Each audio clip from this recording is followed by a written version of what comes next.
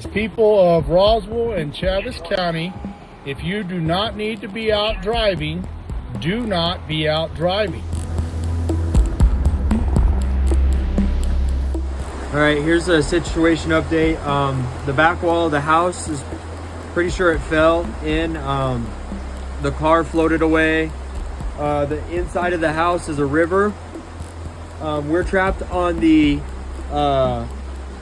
front porch, and we have all the animals with us.